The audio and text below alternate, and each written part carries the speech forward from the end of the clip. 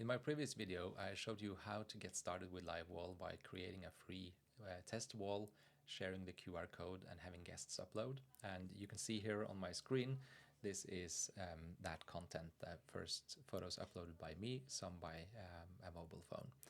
What if you want a large number of photos up to LiveWall, sort of pre-populated, maybe creating a story for your slideshow or gifting LiveWall to a friend?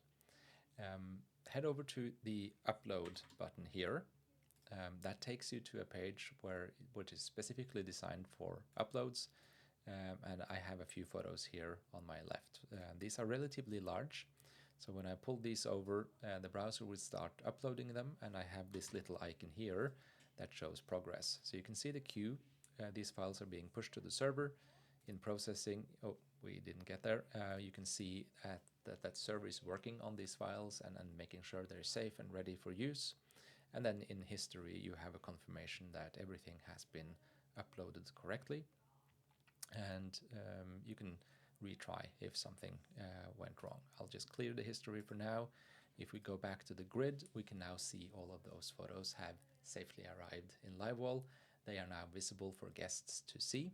I can curate my story by moving photos around. So if you want your slideshow in a specific order, this is the place to do that. And that's possible on a smartphone or an iPad as well, way easier with a mouse or a touchpad.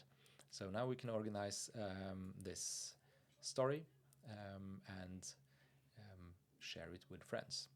Just a final reminder, the QR code is always visible here on the feed. So if you click that, you see the QR code to your wall. You can let someone scan your screen, scan your mobile.